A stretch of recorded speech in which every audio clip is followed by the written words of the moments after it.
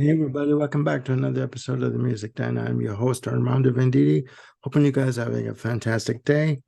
In this episode of the Music Den, I'm going to be doing an album ranking of sorts.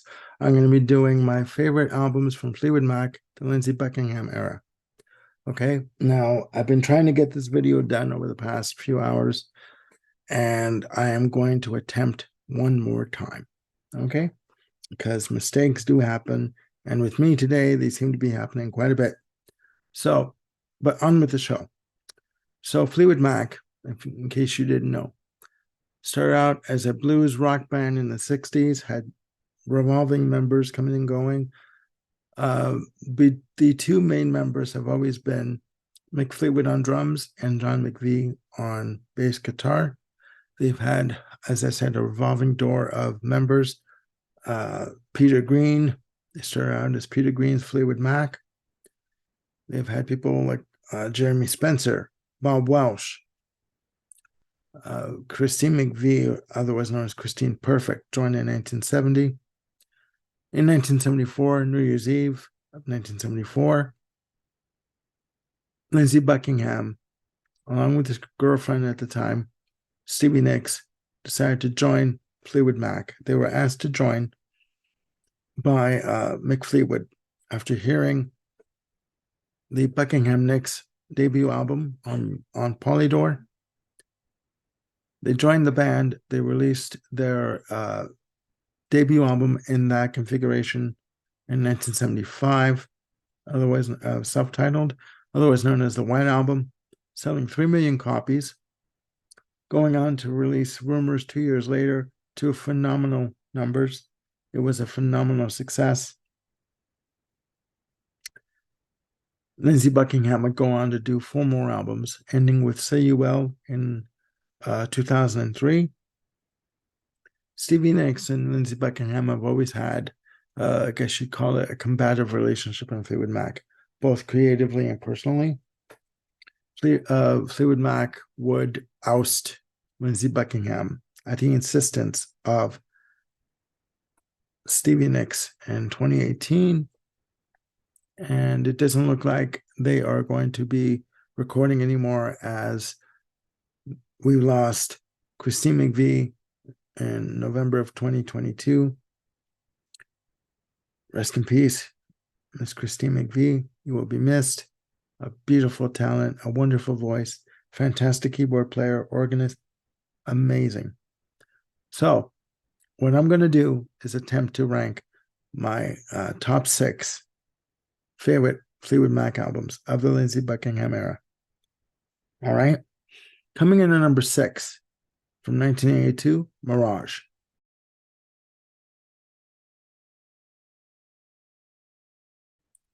Released 3 years after the Tusk album. It's a good album. It's more of a pop-oriented album. With songs like Love in Store, Hold Me, which is the lead-off single from the album. Good songs. I just find that it's more pop than rock. Gypsy is another fantastic track, another single. Book of Love from Lindsey Buckingham. Empire State, another Lindsey Buckingham track. Other songs of note, Wish You Were Here. If you were able to get the double disc deluxe version of Mirage, they have some outtakes, and one of the outtakes is a track called Teen Beat, which is great, from Lindsey Buckingham. What I like about Lindsey Buckingham's work is he basically does the unexpected. I mean, he's a multi-instrumentalist. He could play any instrument he wants. His ability to do harmony vocals and do fantastic vocal melody, I call them vocal melody gymnastics with his voice, is unmatched. And I think that his contributions to this album outweigh greatly to Stevie Nicks, even though she does do a fantastic job on Gypsy, and also all due respect to Christine McVie, Love in Store does not hold a candle to songs like Book of Love or Empire State. So that's why it's number 6. Coming in at number 5, this is going to probably upset some people. Tango in the Night.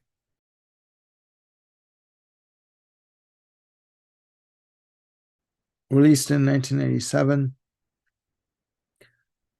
5 years since Mirage.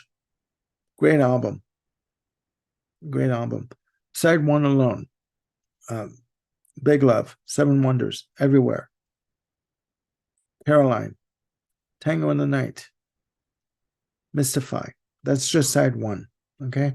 Side 2, Little Lies starts off. Family Man.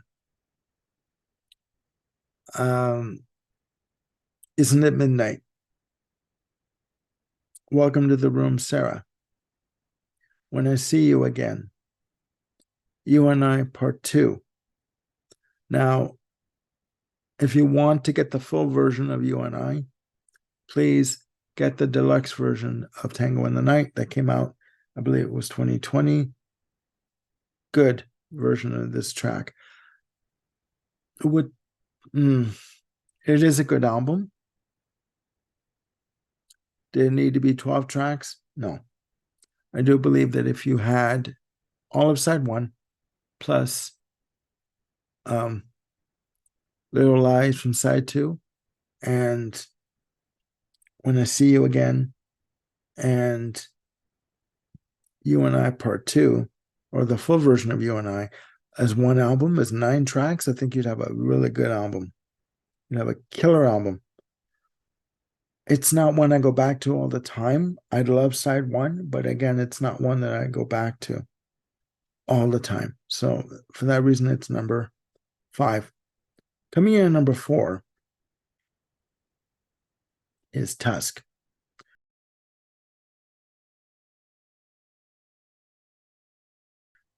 Released in 1979. Follow-up to the Rumors album from 77. Selling 4 million copies on its initial release. Warner Brothers thought that that was a disappointment commercially. I don't think so. First of all, Rumors selling 10 million copies in the first year alone, that was an anomaly. So for them to expect Tusk to sell as many copies right away, no, it was never going to happen. Released as a double album, 20 tracks. Lindsey Buckingham was adamant that it was not going to be a Rumors 2, which Warner Brothers wanted him to do. He said no. Mick Fleetwood wanted a double album, so that's what they got. Again, 20 songs. I look at this as an album that's been divided up into 3 sections. You have the AOR tracks by Christine McVie, like Over and Over, Brown Eyes, even Think About Me, which I do believe it's a co-write with Buckingham. I may be wrong on that. I have to double check that. But then you also have the experimental tracks from Lindsey Buckingham, like That's All for Everyone, The Ledge, That's Enough for Me, the title track, Tusk, which comes in at track 19. And you have the more introspective tracks like Sarah, Angel, Sisters of the Moon, Storms from Stevie Nicks. At this point, Stevie Nicks had said that if she was asked by Tom Petty to join the Heartbreakers, she would have done so. So take from that what you will. Sarah is a fantastic track. I love it. It ends off side 1, comes in at 6 minutes and 40 some odd seconds. Beautiful instrumental piece, the backing track. Great piano work from Christine McVie. Fantastic drumming with Mick Fleetwood using the brushes.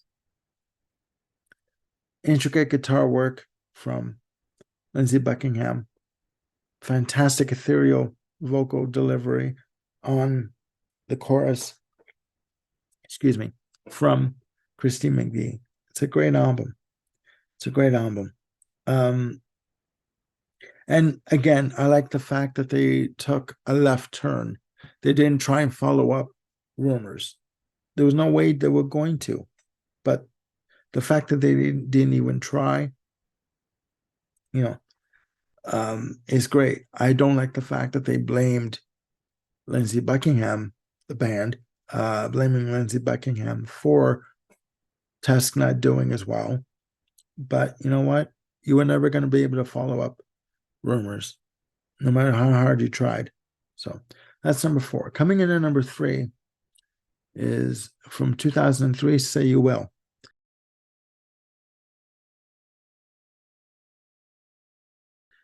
They're the longest gap between albums involving Lindsey Buckingham. The last album he was involved with was Tango in the Night. It was going to be a double album released April 15th of 2003. The longest album, clocking in at 76 minutes plus 18 tracks, 9 for Stevie Nicks, 9 for Lindsey Buckingham. A great album. Should it have been a double album? Maybe. I think it would have benefited. There is a documentary called Destiny Rules, which is another track on the album, but there is a track, a documentary, called Destiny Rules, where it focuses on the recording of Say You Will. Lindsey Buckingham is pushing for a double album, and it was Mick Fleetwood that poo-pooed the idea in the end. And there's a behind-the-scenes segment where Stevie Nicks is saying, everyone is, tiptoeing around Lindsey because they don't want to upset him. They're walking on eggshells around him because, they don't want to tell him that we're not going to do a double album. Lindsey has this idea that people are just going to tune in and drop out and listen, smoke pot, listen to an album cover to cover. And we shouldn't be concentrating on the older fans. We should be concentrating on fans between the ages of 10 to 27. Now, when I heard this, I got pissed because this album came out in 2003. I was 32 years old. I'm one of those people that listen to an album front to back, upside down, any which way you can. And I read the lyrics and I read who's on there and who participated. So to hear that from Stevie Nicks pissed me right off. But I digress. This album is strong with songs like Come, which is a Lindsey Buckingham track. It's the heaviest track on the album. The title track, Say You Will, written by Stevie Nicks. Red Rover, which features fantastic acoustic guitar playing by Lindsey Buckingham, featuring Christine McVie on backing vocals. At this point, she also contributed backing vocals to tracks Steal Your Heart Away and Bleed to Love Her, and some organ work on the album. Other tracks of note are, again, Red Rover, Peacekeeper, which was the lead-off single. It was an okay track. Steal Your Heart Away, great track. Beautiful melodic track. Bleed to Love Her, which was featured on the Dance live album, great track. Say Goodbye is another tour de force and within 3 minutes and change by Lindsey Buckingham with great guitar work. And Goodbye Baby, written by Stevie Nicks. It goes back as far back as 75, 76. Beautiful, emotional song. When I hear the song, I'm in tears. Literally, I'm in tears. Great album. It was sullied by some bad experiences, and Stevie Nicks always wanted another female in the band, if not Christine McVie. there was rumors that Sheryl Crow was going to join the group, but Lindsey Buckingham again went against the idea. So that's number 3. Coming in at number 2 is a self-titled.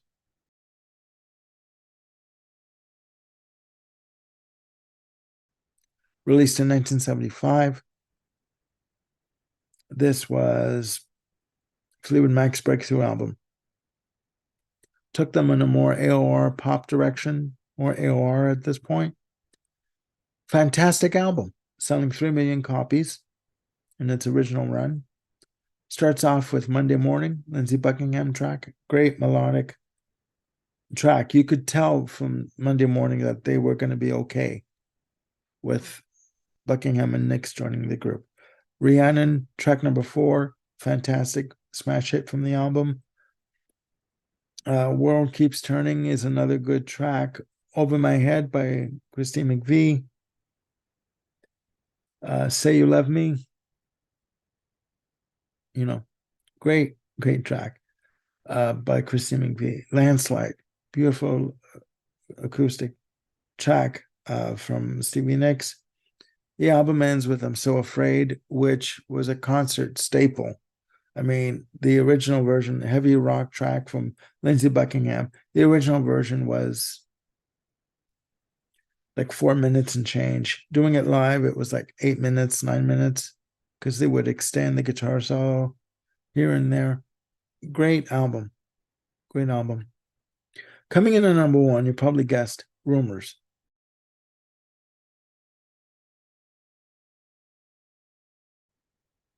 From 1977. This album, I've described it as a perfect slice of pop rock perfection. 11 tracks. This was their relationship album.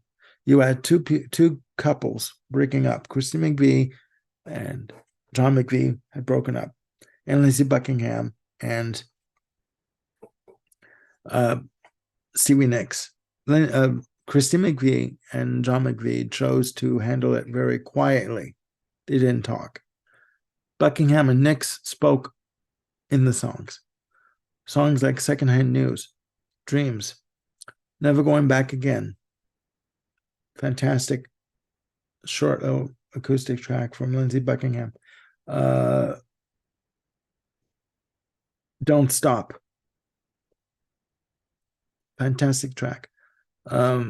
Oh Daddy. Hopefully I have the song titles right. Side 2 starts off with The Chain, which is the one and only track, I do believe, that is credited to all 5 members of the band. You Make Loving Fun, with the beautiful harmony vocals between the 3, main singers, Buckingham, Nicks, and McVie.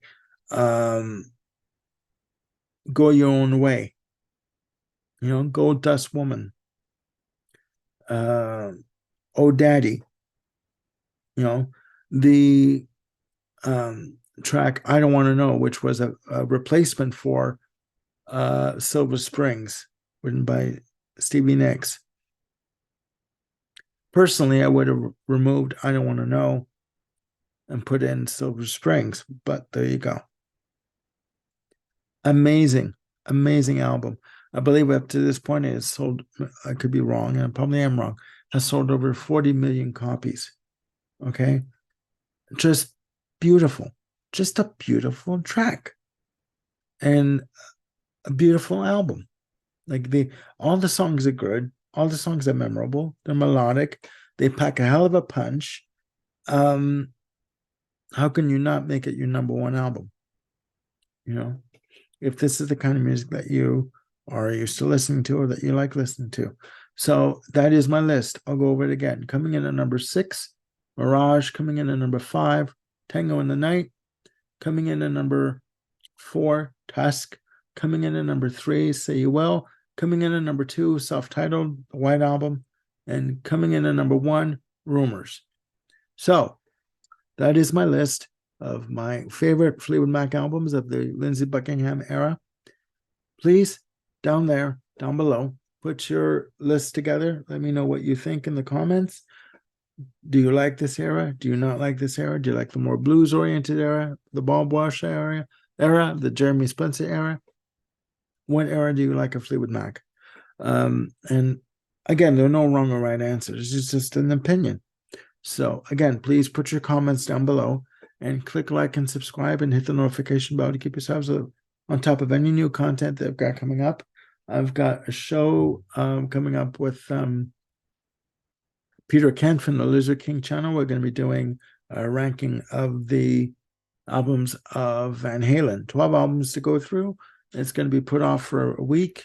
I'm also got a show coming up with Mr. Bill Schuster, who just recently came on the show with me to do the ranking of the albums of Steely Dan. We're going to be doing an episode that I'm going to call New Music Discovery. We're going to be talking about the artist Joe Jackson, and he's going to be talking about albums of Mr. Joe Jackson, because he has quite a few that, as a newbie to Joe Jackson, that I should be listening to, or people out there should be listening to.